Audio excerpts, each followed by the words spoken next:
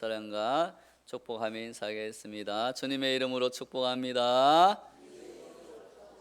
네, 우리 시우 이서 잘 왔어요. 축복합니다. 네, 감사합니다. 하나님이 큰 은혜와 복을 우리 자녀들에게 내려주실 줄로 믿습니다. 네, 여러분들은 살아가면서 성공을 많이 하셨습니까? 실패를 많이 하셨습니까? 네. 어떠신 것 같아요? 성공을 많이 했다. 예.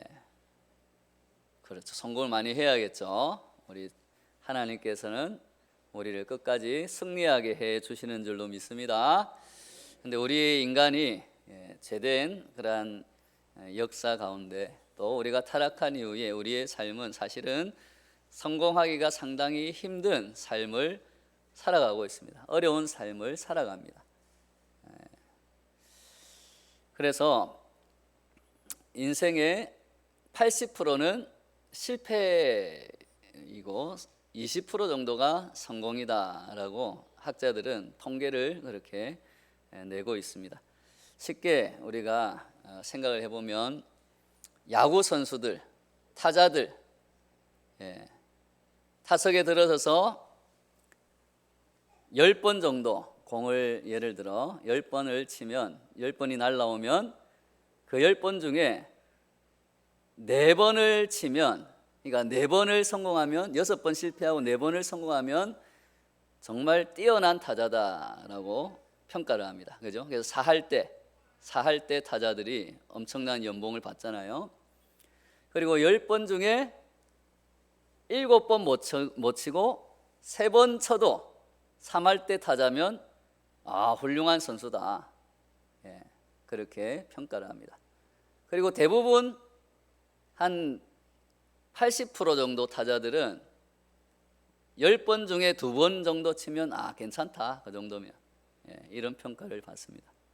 그러니까 10번 이렇게 오는 던져진 10번의 공을 날아오는 10번의 공을 10개의 공을 2개만 쳐도 8개 다 실패하고 2개만 성공을 해도 그래 참 괜찮은 타자다.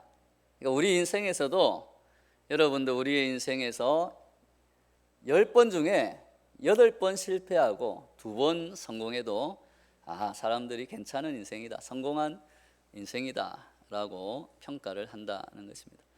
그러므로 여러분 우리 인생에서 실패한 것들이 있더라도 많이 성공한 것보다 실패가 더 많이 있었더라도 너무 좌절하거나 실망하지 마시기 바랍니다. 하나님께서는 하나님과 함께하는 그 2번, 한 번의 그 성공을 통해서 나머지 9개를 뒤집어 엎을 수 있는 더 큰 하나님이 주시는 구원의 승리를 우리에게 주실 줄로 믿습니다. 그것을 믿고 우리가 하나님의 일들을 자꾸 해보는 것이 중요하다라는 것입니다. 그래서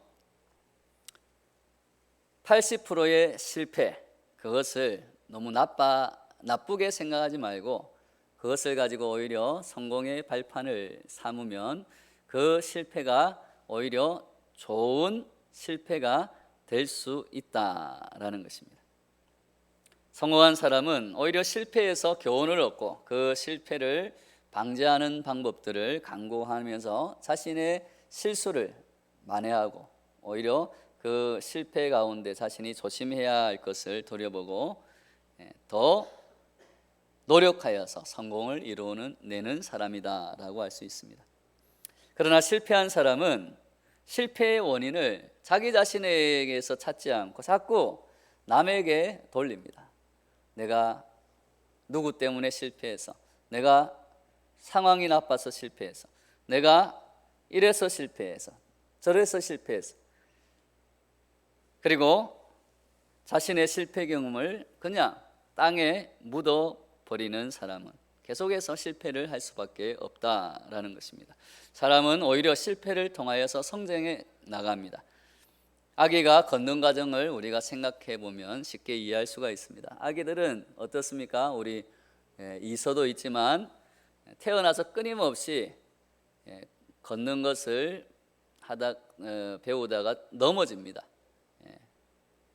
일어서려다가 주저앉고, 일어서려다가 주저앉고, 일어서려다가 주저앉고, 걷다가 넘어지고, 수없이 넘어지는 그 과정을, 실패의 과정을 거쳐서 균형 잡는 법을 배우고 일어서게 되고 걷고 뛰게 되는 줄로 믿습니다.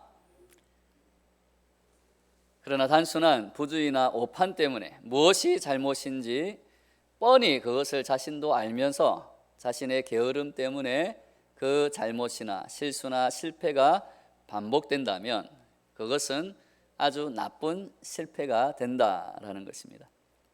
이 나쁜 실패가 자꾸 쌓이면 더욱 안 좋아지는 이유는 나중에 나는 어쩔 수 없는 사람인갑다, 나는 원래 그런 사람이야 라는 자기 자신을 낙인 찍는 그것이 나쁜 실패로 가는 그러한 지름길이라고 할 수 있습니다. 그런데 우리 사람들이 정작 자신에게 있는 가장 큰 실패를 잘 모르고 살아갈 때가 많다라는 것입니다. 누구나 행복하게 살고자 원합니다. 누구나 풍요롭게 살고자 원합니다. 누구나 성공한 인생을 살기를 원합니다. 누구나 번영하기를 원합니다. 그런데 그 풍요와 번영과 성공을 얻는 것이 우리들은 눈에 보이는 돈과 물질, 또 오늘 이스라엘 백성들이 하나님 대신에 만들었던 그러한 휘황찬란한 금송아지에 있다라고 생각하는 것입니다. 이것이 가장 인생의 큰 실패가 된다고 성경은 우리에게 알려주고 있습니다. 왜 그렇습니까? 다른 실패들은 충분히 만회할 수가 있는 실패들입니다. 오히려 그 실패를 통해서 우리가 성공할 수 있는 그러한 여력이 남아있는 것들입니다. 그러나 우리가 하나님 대신에 다른 것을 섬기고 하나님을 알지 못하는 실패는 돌이킬 수 없는 실패가 될 수 있기 때문입니다. 우리에게 생명이냐 구원이냐 아니면 사망이냐 저주냐, 이것을 판가름하는 것이 하나님을 아느냐 아니면 하나님 대신 다른 것을 섬기느냐, 그것에 달려있기 때문입니다. 그러므로 하나님을 모르고 살아가는 것, 이것은 인생에서 가장 큰 실패가 된다라는 것을 우리 마음에 새기시기 바랍니다. 하나님께서 이스라엘 백성을 노예에서 출애굽시켜 자유를 주신 이유는 아무리 열심히 일해도 주인에게 착취만 당하는 노예 신세에서 벗어나 이제 너희들이 자유로운 신분이 되었으니 열심히 눈에 보이는 돈을 많이 벌고 물질을 많이 벌어서 이 세상에서 떵떵거리며 잘 먹고 잘 살아라고 그들을 부르신 게 아닙니다. 가장 큰 목적은 하나님이 모든 만물의 창조주가 되시고 모든 생명의 주인이 되심을 이들에게 알려주기 위함입니다. 그리고 그 하나님의 말씀대로 살아가야만 참된 생명을 얻을 수 있음을 이스라엘 백성들이 알고 또 그 이스라엘 백성들을 통해서 모든 사람들에게 그 하나님의 하나님 되심을, 또한 하나님의 말씀을 따르는 백성으로 삼기 위해서 이스라엘 백성들을 불러주신 줄로 믿습니다. 그래서 하나님은 그 생명의 말씀을 알려주시고 또 그 하나님과 만나게 하시기 위해서 십계명을 알려주시고 성막을 지으라고 알려주시기 위해 모세를 산 위로 부르신 것입니다. 그런데 모세가 없는 그 40일 동안 모세가 보이지 않자 불안해진 이스라엘 백성들은 아론으로 하여금 하나님을 보여달라고 종용했습니다. 그러자 아론은 그 하나님 대신에 금송아지를 만들고 하나님처럼 섬기라고 했습니다. 가장 큰 실패를 지금 이스라엘 백성들과 아론이 하고 있는 것입니다. 금송아지 사건으로 진노하신 하나님의 그 마음을 목숨을 걸고 기도로 진정시킨 모세는 서둘러서 속히 산에서 내려왔습니다. 양손에는 하나님께서 주신 그 말씀의 두 돌판을 들고 내려왔습니다. 그런데 모세는 내려와서 자신의 눈을 의심하지 않을 수 없었습니다. 하나님께 이미 들은 바 있지만 그 백성들의 모습은 그야말로 방자했기 때문입니다. 하나님을 떠나 있었기 때문입니다. 백성들이 아론이 만들어준 금송아지 앞에서 번제와 화목제를 드리고 그 앞에서 먹고 마시며 춤을 추고 있었던 것입니다. 너무나 화가 난 모세는 자신도 모르는 사이에 하나님께서 주신 그 돌판을 번쩍 들어서 그 산 아래로 던지고 말았습니다. 모세의 행동에 아마 춤을 추던 그 사람들은, 백성들은 깜짝 놀라 모세를 쳐다보았을 것입니다. 산 아래로 내려온 모세는 금송아지를 불살라 부수어 가루를 만들고 거기에 물을 뿌려서 이스라엘 자손에게 그것을 마시게 합니다. 이 장면은 아마도 민수기 5장 24절에 나오는 저주가 되게 하는 쓴 물을 의미한다고 볼 수 있을 것입니다. 부정을 의심받은 여인은 1년의 조사를 받고 저주의 물을 마셔야 했는데 그 부정이 사실이면 그 저주가 그 여인에게 실제로 나타나게 되는 것이 바로 저주의 물을 마시게 하는 것입니다. 이스라엘 백성들은 하나님을 떠나서 금송아지를 섬김으로 영적인 부정을 저지른 것입니다. 그래서 모세는 금가루를 물에 타서 저주의 물을 만들어서 이들에게 마시게 한 것입니다. 예전에 뉴스에서 좀 있는 사람들이 서로 음식을 먹을 때나 또는 술을 마실 때 이 금가루를 뿌려가지고 음식을 먹는다는 그러한 뉴스를 들은 적이 있습니다. 이 일들은 주로 사업을 하는 사람들이 접대할 때 당신은 귀하신 분입니다, 우리가 당신을 소중히 정말 극진하게 대접합니다 라는 의미로 그 음식에 또는 술에 금가루를 이렇게 뿌려가지고 대접을 했다고 합니다. 혹시 여러분들 중에 금가루 대접 받으신 분들 있는가요? 예. 번영과 풍요를 위해서라면 스스로, 이제는 사람들이 스스로 금가루를 뿌려서 저주의 물을 만들어 마시며 어떤 짓도 마다하지 않는 오늘날의 폐역을 상징적으로 보여주는 행태들이라고 할 수 있습니다. 물론 그렇다고 해서 무조건 금가루를 먹고 금가루를 바르는 것이 나쁘다 하는 것이 아닙니다. 그런데 오늘 말씀을 보자면 이스라엘 백성들이 만든 금송아지는 하나님을 대신해서 그들의 욕심으로 만든 것이기 때문에 나쁜 실패가 될 수밖에 없다라는 것입니다. 금송아지 사건은 출애굽한 다음 발생한 최대의 실패고 최대의 악한 그러한 사건이다라는 것입니다. 모든 문제의 원인이 되는 쓴뿌리처럼 이스라엘 백성들을 따라다니는 것이 또 지금 우리에게도 마찬가지로 우리의 마음속에 항상 우리를 하나님 대신 섬기게 만드는 그 뿌리가 되는 것이 바로 금송아지라는 것입니다. 사람들이 자신의 욕심을 빌기 위해서 만드는 번연과 또 물질의 우상인 금송아지는 오직 하나님의 말씀, 하나님의 말씀의 돌판으로만 깨뜨릴 수 있다라는 것을 우리는 마음에 새겨야 합니다. 다른 것으로는 이 금송아지를 깨뜨릴 수가 없습니다. 십계명 돌판을 통하여서 하나님을 알고 하나님께서 무엇을 원하시는지 깨닫고 그리하여 하나님을 믿고 하나님을 더 사랑하고 하나님의 말씀을 의지할 때만 비로소 우리 속에 있는 또 우리가 세워 놓은 그 금송아지의 우상을 깨뜨릴 수 있는 줄로 믿습니다.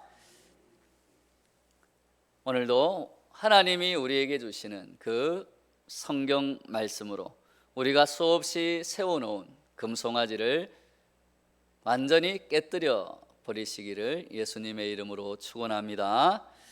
모세는 이제 금송아지를 깨끗이 제하여 버리고 레위인들을 동원해서 범죄한 사람 3천을 척결한 다음 다시 산으로 올라가서 하나님 앞에 목숨을 걸고 기도를 합니다. 출애굽기 32장 31절에서 32절 같이 읽겠습니다. 시작. 모세가 여호와께로 다시 나아가 여짜오되 슬프도소이다. 이 백성이 자기들을 위하여 금신을 만들어 싸우니 큰 죄를 범하였나이다. 그러나 이제 그들의 죄를 사하시옵소서. 그렇지 아니하시오면 원하건대 주께서 기록하신 책에서 내 이름을 지워버려 주옵소서. 우리가 여전히 죄 가운데 살아가는 이유는 생명책, 하나님의 그 생명책에서 우리의 이름이 지워지는 것의 의미를 우리는 심각하게 받아들이지 않기 때문입니다. 그러나 모세는 그 무서움을, 그 심각함을 너무나 잘 알고 있었습니다.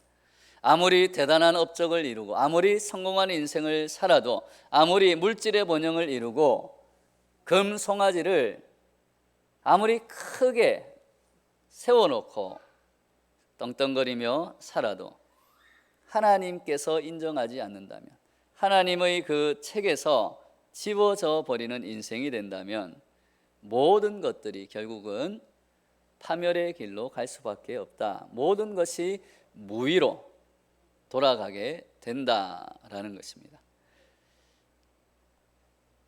그래서 모세는 이스라엘 백성들을 위해서 자신의 목숨까지도 바쳐서 제발 하나님, 정말 하나님의 그 책에서 그 이름을 지워버리지 마십시오.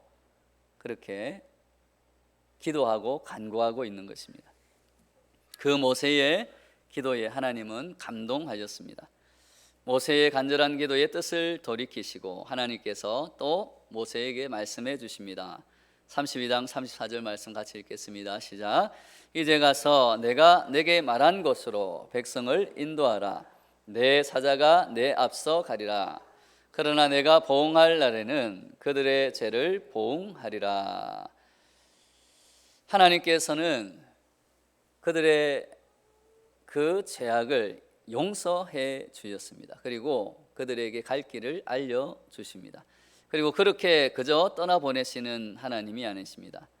하나님께서는 이스라엘을 택하신 분명한 목적이 있기 때문에 어떻게 해서라도 그 오합지졸인 또 배신하고 하나님을 늘 떠나기 바쁜 그 이스라엘 백성들을 다시금 훈련시키셔서 제사장 나라로, 하나님의 나라로 만드시려고 하십니다.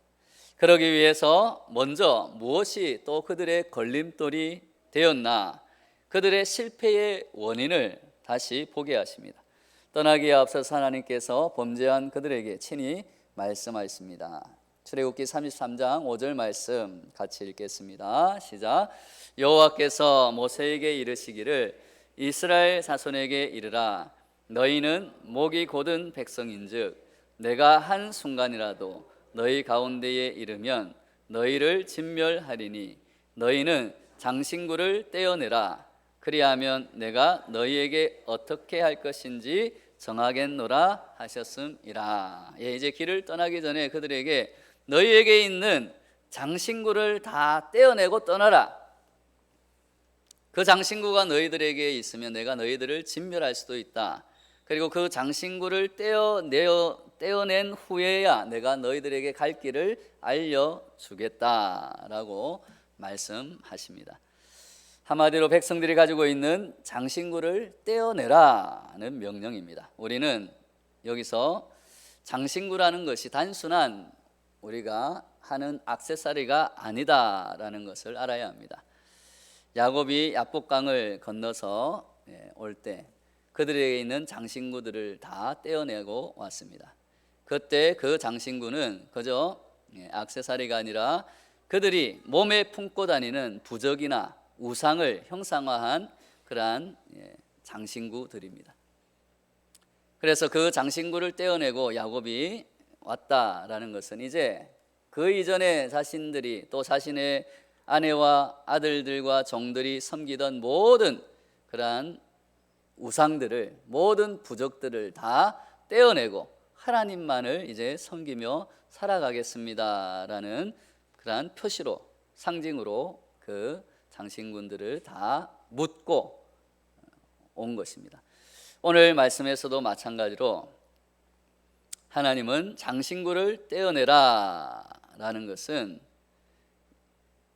그들이 하나님 대신 복을 빌고 화를 멀리하고자 만드는 그러한 부적과 우상의 장식들을 다 떼어내고 출발하라는 말씀입니다. 떼어내라는 이 말은 히브리어로 야라드라는 단어인데 이것은 아래로 던져버리다라는 것입니다.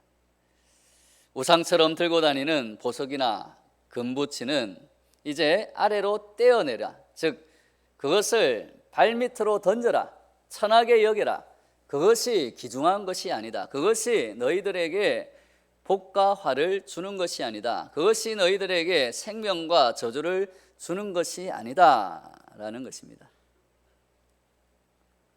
하나님의 이러한 명령은 세속적인 욕심과 죄악된 과거를 이제는 떼어버리라, 버리라는 말씀입니다.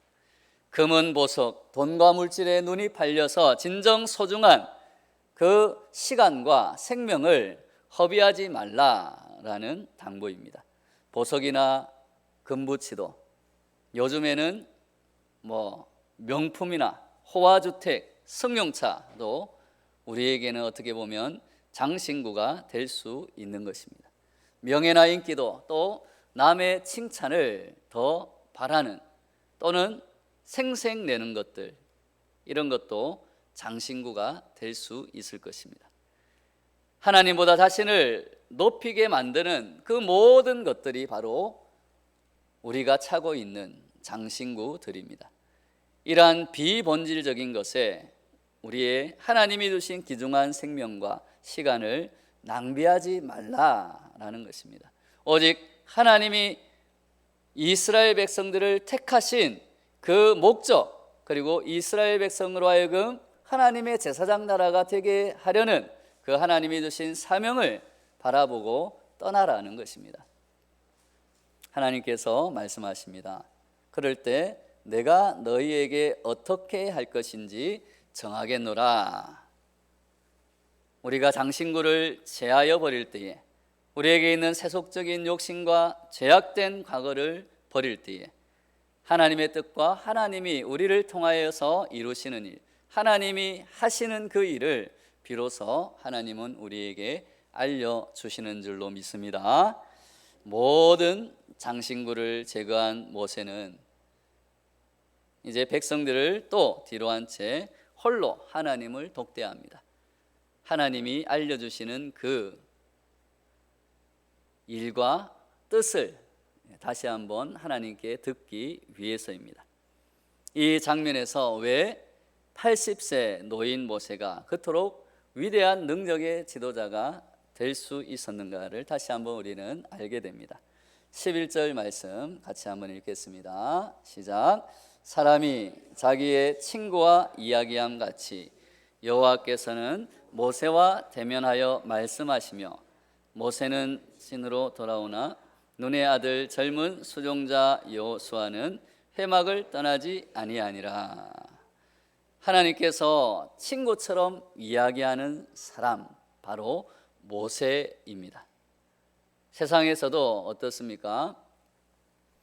만약에 대통령과 독대하여서 이야기를 주고받는 사람이다 라면 그 사람은 사람들이 아마 우러러보거나 능력이 많거나 또 그 사람에게 또 어떻게 한번 줄을 대어서 내가 어떻게 한번 높은 자리에 올라올까 이런 생각을 할 것입니다. 그것이 잘못된 것이 비선실세 해서 감옥에 가 있는 그런 사람들 아니겠습니까?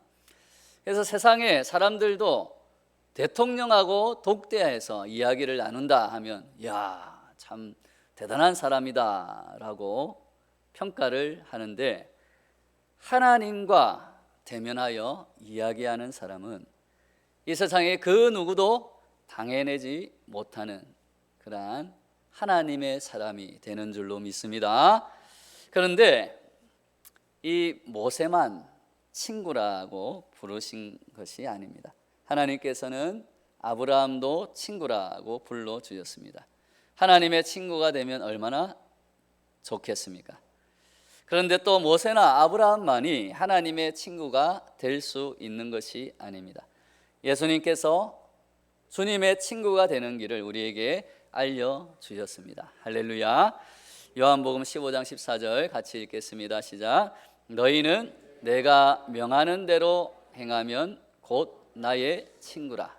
다시 한번 읽겠습니다. 시작. 너희는 내가 명하는 대로 행하면 곧 나의 친구라. 그렇습니다. 우리가 우리 주님의 계명을 즐거이 듣고 그 말씀을 행하면, 하나님의 명령에 우리가 기쁜 마음으로 순종하면, 이 부족한 우리 인생에서 성공보다 실패가 더 많은 우리들이 감히 우리 예수님의 친구가 될 수 있는 줄로 믿습니다. 내 능력이 아니라, 내 공로가 아니라 예수 그리스도의 십자가의 공로로, 그 십자가의 보혈의 은혜로 우리는 예수님의 감히 친구가 되는 은총을 누리게 되는 줄로 믿습니다. 예수님께서 이어서 또 말씀해 주십니다. 같이 읽겠습니다. 15장 15절. 이제부터는 너희를 종이라 하지 아니하리니 종은 주인이 하는 것을 알지 못함이라. 너희를 친구라 하였노니 내가 내 아버지께 들은 것을 다 너희에게 알게 하였음이라. 아멘. 주인은 종에게 그저 지시할 것만 알려줍니다. 부분적인 것만 알려줍니다. 그러나 친구에게는 모든 것을 말해줍니다. 친구에게는 비밀이 없기 때문입니다. 금송아지 사건과 사건 해결 과정에서 보여준 모세는 우리의 신앙의 본질이 무엇이며 우리의 신앙의 최종 목표가 무엇인지를 우리에게 알려줍니다. 그저 더 많이 가지는 소유를 통한 번영만을 추구하여 자신들을 위한 금송아지를 만들고 숭배하는 인간들은 하나님의 말씀으로, 오직 하나님의 그 생명의 말씀으로, 진리의 말씀으로 그 금송아지를 무너뜨려야 한다라는 것입니다. 그러지 않고서는 그 화려한 금송아지에 눈이 팔려서 진정한 생명의 길을 보지도 못하고 알지도 못하며 그저 그 금송아지를 따라 결국은 사라질 그 금송아지, 없어질 금송아지처럼 멸망의 길을, 사라지는 인생을 살아갈 수밖에 없다라는 것입니다. 또한 하나님을 가리는 모든 장신구를 떼어내버리고 하나님의 말씀에 순종하며 살아야 한다는 것을 알려주고 있습니다. 그럴 때 마침내 우리는 하나님의 마음과 하나님의 생각이 곧 내 마음과 내 생각이 되고 하나님의 뜻이 나의 뜻이 되는 줄로 믿습니다. 그럴 때 우리는 영광스러운 하나님의 친구, 하나님과 대면하여서 말씀을 나누는 오늘 모세와 같이, 또 예수님이 내 말씀을 행하면, 내 말을, 내 명령을 행하면 나의 친구라 하신 것처럼 우리가 하나님의 말씀, 예수님의 그 명령대로 서로 사랑하며 섬겨 나갈 때 우리는 예수님의 친구로 살아가게 되는 줄로 믿습니다. 오늘 말씀을 통하여서 금송아지와 같은 생명이 없는 헛된 것에 얽매이지 말고 하나님의 말씀을 행하며 살아갈 때 예수님의 친구로 불려오는 영광스러운 인생을 살아가는 저와 여러분 되시기를 예수님의 이름으로 축원합니다. 다 같이 우리 오늘 말씀을 붙들고 주여 한번 외치고 기도하며 나아가겠습니다. 주여!